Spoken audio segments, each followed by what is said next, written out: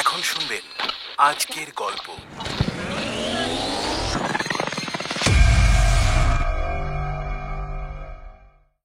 আপনি লাশ কি নিজের চোখে দেখে এসেছেন? না। তবে আপনি কিভাবে জানতে পারলেন যে রাস্তার ধারে পুঁটুলির ভেতর লাশ আছে? লোকজন বলা বলি করছিল আর কি। কারা বলা বলি করছিল? এটা কি তোমার বাবা? হ্যাঁ। মেহের আলী তোমার কে হয়? না না।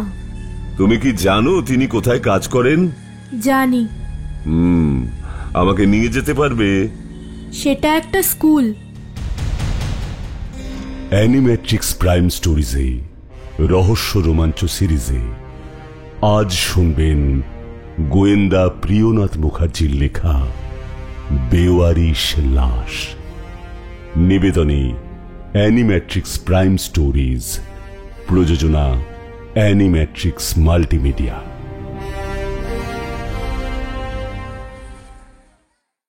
আমি প্রিয়নাথ মুখোপাধ্যায় কলকাতা পুলিশের হেডকোয়ার্টার্স লালবাজারের গোয়েন্দা বিভাগের দারোগা হিসেবে ৩৩ বছর কর্মরত ছিলাম। প্রায় ২০০-র বেশি জটিল কেসের মীমাংসা করেছিলাম সেই সময়। ব্যোমকেশ, কিরিটি, ফেলুদা, অর্জুনের মতো কোনো কাল্পনিক চরিত্র নই আমি। সেই সময় আমার ভয়ে কাঁপত অপরাধীরা। আজ অ্যানিমেট্রিক্স প্রাইম স্টোরিজ আমাকে সুযোগ করে দিয়েছে আমারই একটা জটিল কেসের গল্প শোনানোর। এক বেওয়ারিশ লাশের খুনিকে কিভাবে খুঁজে বের করেছিলাম সেই গল্প আজ শোনাবো আপনাদের।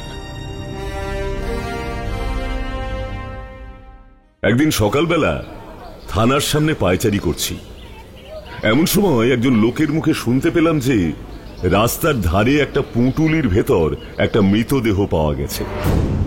যার কাছ থেকে আমি এটা শুনতে পেলাম তাকে ডেকে দু একটা কথা জিজ্ঞাসাও করলাম, কিন্তু তার কাছ থেকে কোনো রকম সন্তোষজনক উত্তর পাওয়া গেল না। আমি তাকে জিজ্ঞেস করলাম, আপনি লাশ কি নিজের চোখে দেখে এসেছেন? না। তবে আপনি কিভাবে জানতে পারলেন যে রাস্তার ধারে পুঁটুলির ভেতর লাশ আছে? লোকজন বলা বলি করছিল আর কি। কারা বলা বলি করছিল?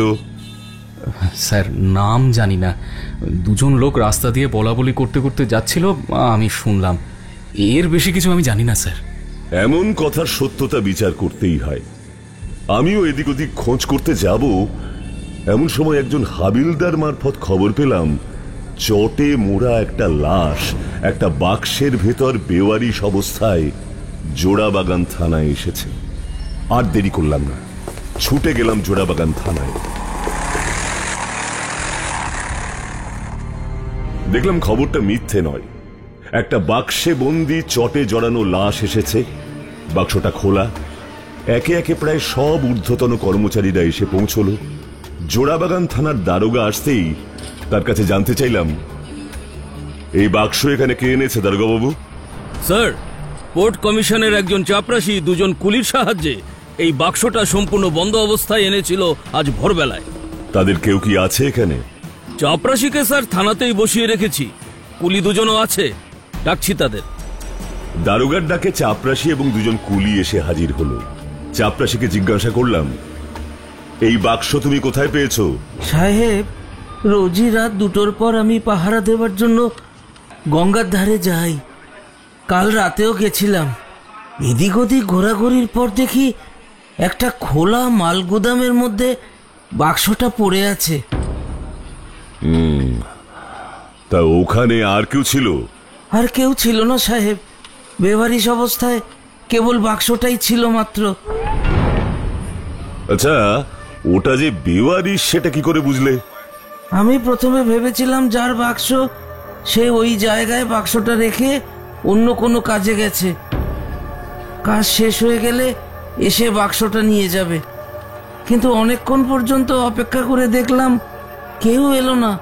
আমি তখন আমাদের হেড ক্লার্কের সাথে কথা বললাম, সেই বলল থানায় বাক্সটা জমা দিতে। বেওয়ারিশ জিনিস পেলে থানায় জমা দেওয়াই ছিল তখনকার নিয়ম, কিন্তু বাক্সে কি আছে তা খুলে দেখার নিয়ম নেই। সেই কাজটি থানাকেই করতে হয়। কিন্তু বাক্স খোলা দেখে আমি চাপরাশিকে চেপে ধরলাম। এই বাক্স কে খুলেছে? দোহাই সাহেব, আমরা কেউ খুলিনি। থানায় আনার পর দারোগা বাবু খুলেছেন ওই বাক্স। তা দারোগা সাহেব, বাক্স খুলে আপনি কি দেখলেন? দড়ি দিয়ে বাক্স জড়িয়ে বাঁধা ছিল স্যার। সেটা খুললে দেখতে পাই বাক্সের চাবি বন্ধ আছে। চাবি ভেঙে বাক্সের ডালা উঠিয়ে দেখি বাক্সের মধ্যে চটে মোড়ানো কিছু একটা। চট একটু ফাঁকা করতেই দেখতে পাই একটা লাশ।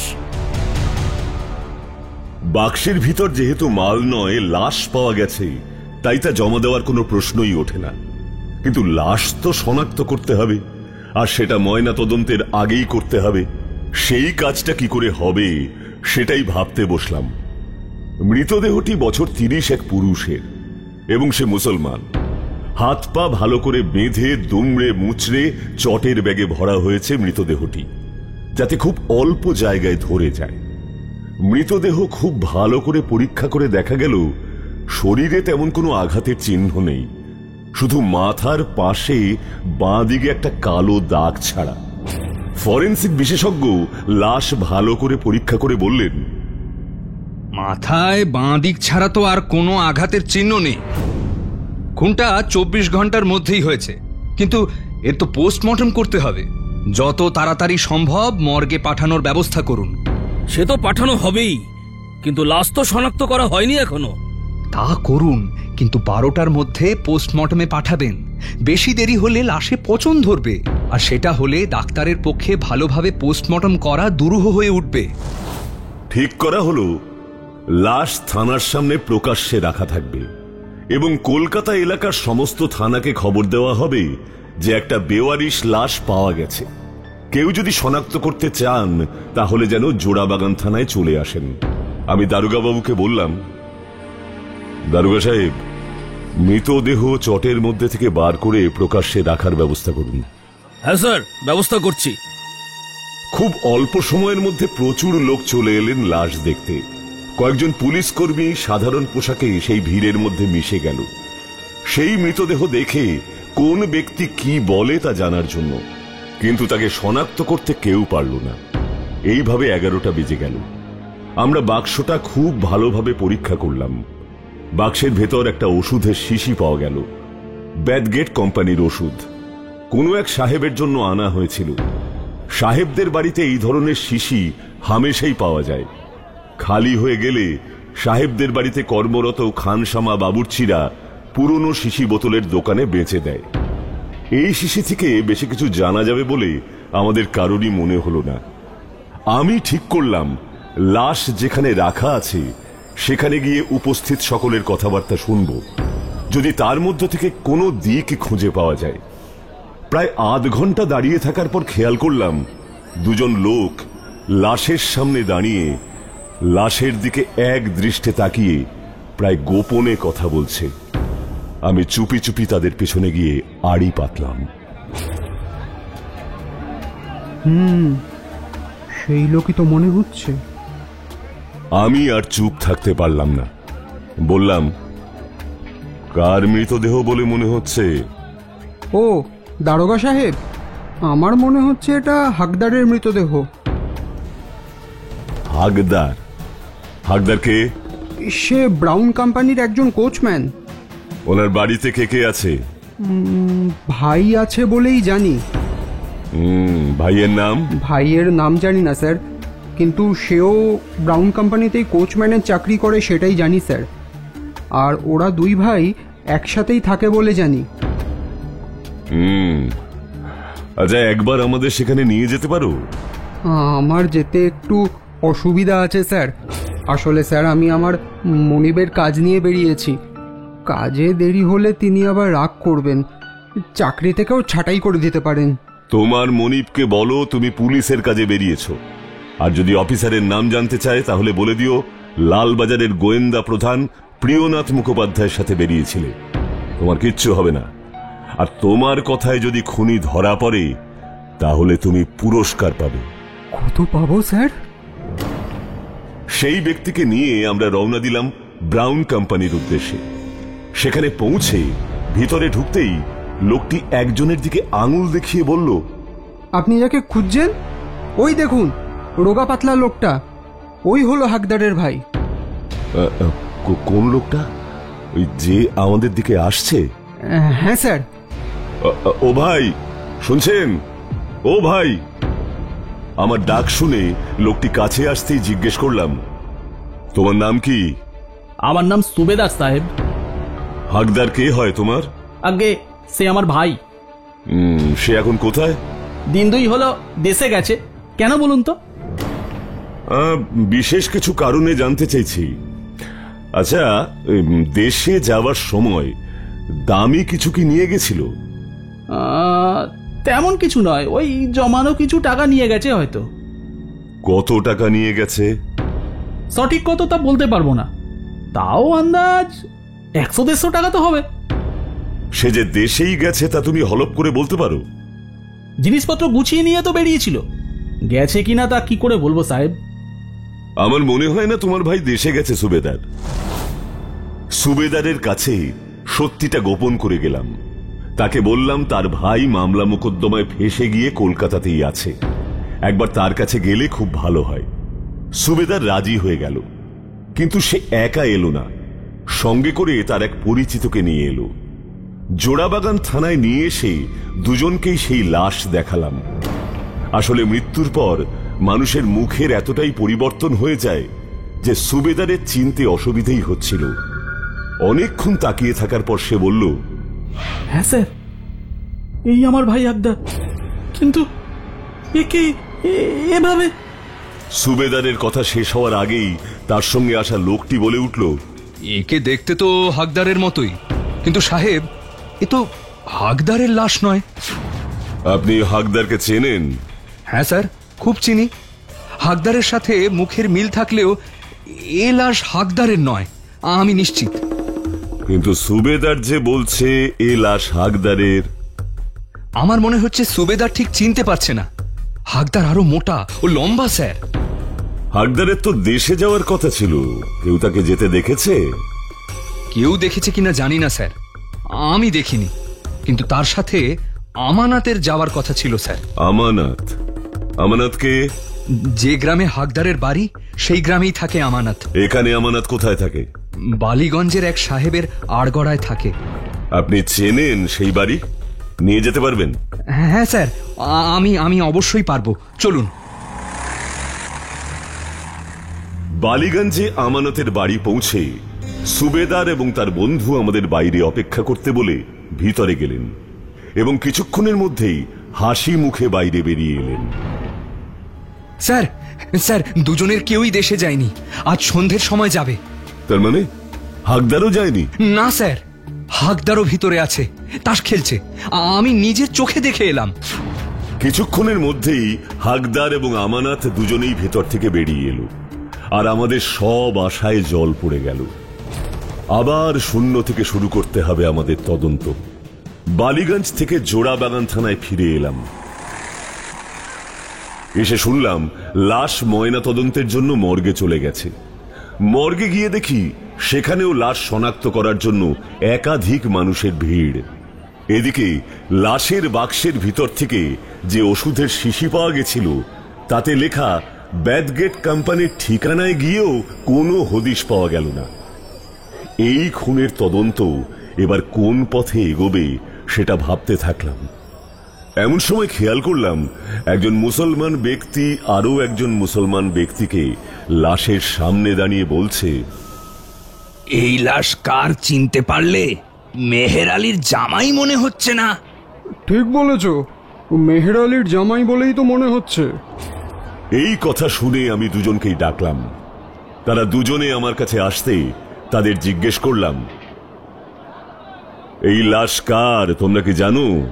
না না, আমরা কিছু জানি না। জানো না? মেহের আলীকে তুমি চেনো? না না, কোনো মেহের আলীকে আমি চিনি না। সত্যি বলছো? পুলিশকে মিথ্যে কথা বললে আমি কিন্তু তোমাদের গ্রেফতার করব। আমি বলছি আমি এক মেহের আলীকে চিনি। সে কোথায় থাকে? সে তালতলায় থাকে। সে কোন সাহেবের বাড়িতে খানসামার কাজ করে। আচ্ছা, আর তার জামাই সে কোথায় থাকে? তা জানি না স্যার, তবে মেহের আলীর বাড়িতে তাকে দেখেছি। তুমি মেহের আলীর বাড়ি চেনো? হ্যাঁ স্যার, চিনি।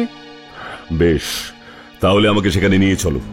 স্যার, আমার একটা অন্য কাজ ছিল, সেটা শেষ করে এসে আপনাকে নিয়ে যাই সেখানে। তোমার কাজ পরে হবে, আমাকে আগে মেহের আলীর বাড়ি নিয়ে চলো। খবর সঠিক হলে 50 টাকা পাবে। প্রায় এক প্রকার ভয়েই তারা দুজনে আমাকে নিয়ে মেহের আলীর বাড়ি নিয়ে চলল। আবার আরেকবার লেগে পড়লাম। এবার গন্তব্য তালতলা। তালতলার এক বস্তির এক সামান্য ঘরে মেহের আলীর পরিবার থাকে। খবর নিয়ে জানতে পারলাম মেহের আলী বাড়িতে নেই। অনেক সকালেই সে নিজের কাজে বেরিয়ে গেছে। মেহের আলীর একমাত্র মেয়ে সেই সময় বাড়িতে ছিল। বাড়ির সামনে পুলিশের লোক দেখে অনেক লোক নিমেষেই জড়ো হয়ে গেল। তাদের মধ্যে একজন ছিল যে মেহের আলীর আত্মীয়। তার কাছ থেকে জানতে পারলাম মেহের আলীর জামাইয়ের নাম রব্বানি। এমন সময় মেহের আলীর বাড়ির ভেতর থেকে একজন মহিলা বেরিয়ে এলেন। কি চাই আপনার? আমি রব্বানিকে খুঁজছি, সে কি বাড়িতে আছে? আজ 3 দিন ধরে সে বাড়িতে আসেনি। কোথায় গেছে কেউ জানে না। আবার বাড়ির ভিতর থেকে বেরিয়ে এলো একজন কম বয়সী মহিলা। তাকে আপনার কি দরকার? তিনি 3 দিন হলো বাড়িতে ফেরেননি। আসলে আমরা একটা লাশ খুঁজে পেয়েছি। কেউ কেউ বলছেন ওটা মেহের আলীর জামাই, তাই আর কি। আমি জানি এই সর্বনাশ আমারই হয়েছে। আমারই কি সর্বনাশ হলো আল্লাহ! আমাকে ওর কাছে নিয়ে চলুন, আমাকে ওর কাছে নিয়ে চলুন। আমি যাব। কাঁদতে কাঁদতে সে আমার গাড়িতে উঠল, সাথে 3-4 জন ছোট ছোট ছেলে মেয়ে। গাড়ি চলতে শুরু করলো। আমি জিজ্ঞেস করলাম, তুমি কি মেহের আলীর মেয়ে? তোমার আর কোনো ভাই বোন আছে? না। আচ্ছা, রব্বানি কি তোমার স্বামী? তোমরা কি তোমার বাবার বাড়িতেই থাকো? না, আমরা আমাদের আব্বার বাড়ির কাছে নিজেদের বাড়িতে থাকি। পরশু সন্ধ্যাবেলায় তিনি বাড়ি থেকে বেরিয়ে যান, তারপর 2 রাত বাড়িতে ফেরেননি। তাই খোঁজ দিতে আব্বার বাড়িতে এসেছিলাম। আচ্ছা, পরশু বাড়ি থেকে কি ঝামেলা করে বেরিয়ে গেছিলেন? কি হয়েছিল বলো তো পরশু? আমাদের অবস্থা ভালো নয়, আমরা খুব গরিব। আমার স্বামী ঘরামির কাজ করেন, তিনি যা আয় করেন তাতে খুব কষ্ট করে আমাদের সংসার চলে। পরশু দুপুরে খাওয়া শেষ করার পর দেখলাম ঘরে আর চাল নেই। আমার স্বামী বললেন অনেকের কাছে উনি টাকা পান। উনি টাকা জোগাড় করতে বেরোলেন, বলে গেলেন টাকা পেলে আসার সময় খাবার নিয়ে আসবেন। এই বলে উনি সন্ধ্যের দিকে বেরোলেন, তারপর থেকে আর ফেরেননি দারোগা বাবু। আচ্ছা, একটা কথা বলো, কার কাছে টাকা পাওনা ছিল কিছু বলেছিলেন? আব্বার কাছ থেকে কিছু টাকা পেতেন বলেছিলেন। তোমার বাবার কাছে কেন টাকা পেতেন? আমার আব্বা এক সাহেবের বাড়িতে খানসামার কাজ করেন। সেই সাহেবের বাড়িতে এক নতুন ঘর বাঁধার কাজ পায় আব্বা সেই কাজটা আমার স্বামীকে দেয়। দিন রাত পরিশ্রম করে আমার স্বামী ঘর তৈরি করেন। সেই কাজ বাবদ কিছু টাকা বাকি ছিল। আব্বাকে সব টাকা মিটিয়ে দিয়েছিলেন সাহেব, কিন্তু আব্বা আমার স্বামীকে সব টাকা দেয়নি। কত টাকা বাকি ছিল বলতে পারবে? তা ওই বেশি না, 2-3 টাকা হবে। তোমার আব্বার সাথে দেখা করতে কোথায় গেছিলেন তোমার স্বামী তা তুমি জানো? না, তা জানি না। তোমার আব্বা কোন সাহেবের বাড়িতে কাজ করেন তা তুমি জানো? জানি না। তার টাকার কথা তুমি কখনো তোমার আব্বাকে বলনি? জিজ্ঞাসা করেছিলাম, বেশ কয়েকবার জিজ্ঞেস করেছিলাম, কিন্তু বললে উনি বিরক্ত হতেন খুব। কেন? তা জানি না। একটা কথা বলো, তোমার সাথে তোমার আব্বার আজ দেখা হয়নি? আজ সকালে বাড়ি এসে মায়ের কাছে জানতে পারলাম কাল রাতেও আব্বা বাড়ি আসেনি। আমি বাড়ি থেকে বেরোতে যাব, তখন আব্বা ফিরল। আমি তাকে আমার স্বামীর কথা জিজ্ঞাসা করলাম। উনি বললেন তার সাথে নাকি আব্বার অনেকদিন দেখা হয়নি। এই সব কথা বলতে বলতে আমরা মর্গে পৌঁছলাম। মৃতদেহের মুখের উপর থেকে যখন চাদর সরানো হলো, তখন এক লহমায় রব্বানির স্ত্রীর মুখের ভাব বদলে গেল। মাথায় হাত দিয়ে সে মৃতদেহের পাশে ধপ করে বসে পড়ল। আমার আর বুঝতে বাকি রইল না যে এটাই রাব্বানির মৃতদেহ। রাব্বানির এক ছেলেকে আমি জিজ্ঞাসা করলাম, এটা কি তোমার বাবা? হ্যাঁ। মেহের আলী তোমার কে হয়? না না। তুমি কি জানো তিনি কোথায় কাজ করেন? জানি। আমাকে নিয়ে যেতে পারবে? সেটা একটা স্কুল। সেটা স্কুল?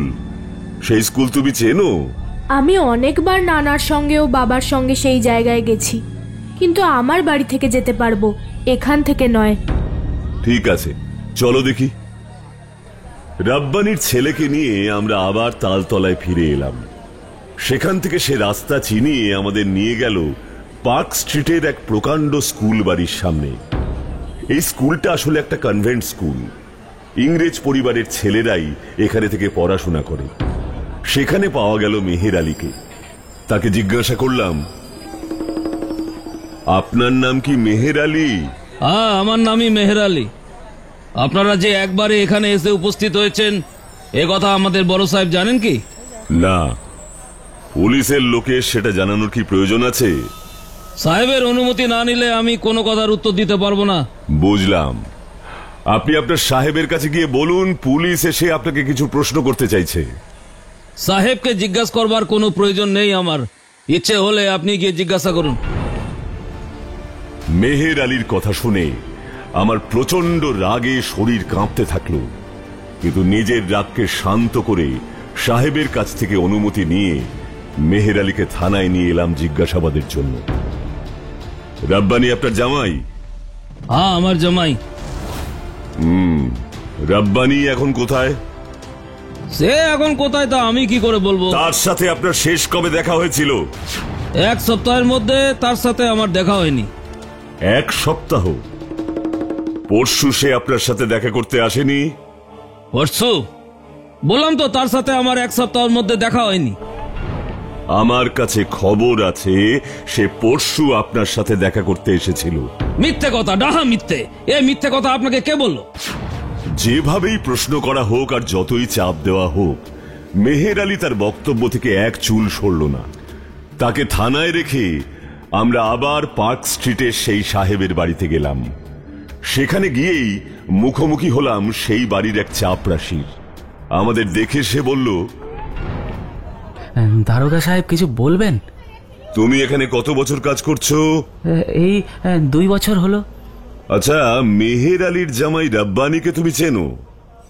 হ্যাঁ সাহেব, খুব চিনি। ওই যে খোলার ঘরখানা দেখছেন, ওটা তো ওই বানিয়েছিল। তুমি তাকে শেষ কবে দেখেছিলে? শেষ এই তো এই 3 আগে এসেছিল। মেহের আলীর কাছে কিছু টাকা পেত, ওই সেই টাকা নিতে। সেই টাকা নিয়ে দুজনের মধ্যে ঝামেলাও হয়েছিল সাহেব সেদিন। ঝামেলা?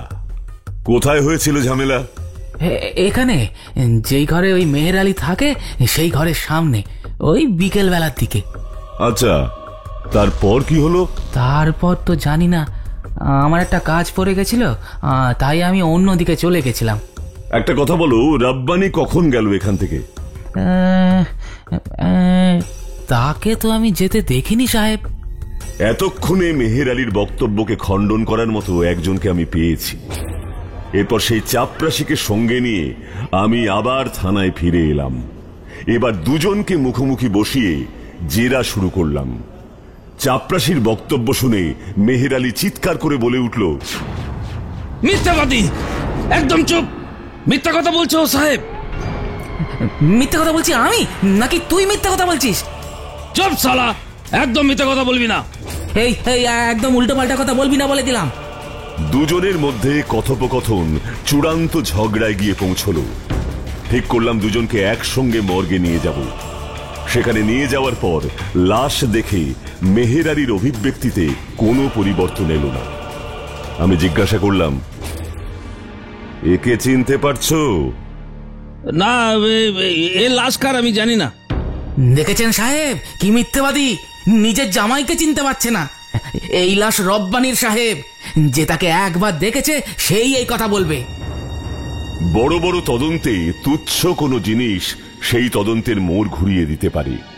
এই ক্ষেত্রেও তাই হলো। যেখানে মৃতদেহ রাখা ছিল তার কাছেই রাখা ছিল সেই টিনের বাক্স, যেটা পোর্ট কোম্পানির চাপরাশি আর কুলি মিলে থানায় জমা করেছিল। সেই বাক্স দেখে চাপরাশি বলে উঠল, দারোগা সাহেব, এই বাক্সটা কিসের? এই বাক্স করে খুনি গঙ্গার ধারে লাশ ফেলে রেখে গেছিল। সাহেব, এমনই একটা বাক্স মেহের আলীর ঘরেও দেখেছি। ওকে জিজ্ঞেস করুন তো, সেখানা এখন কোথায়? জিজ্ঞেস করুন, জিজ্ঞেস করুন।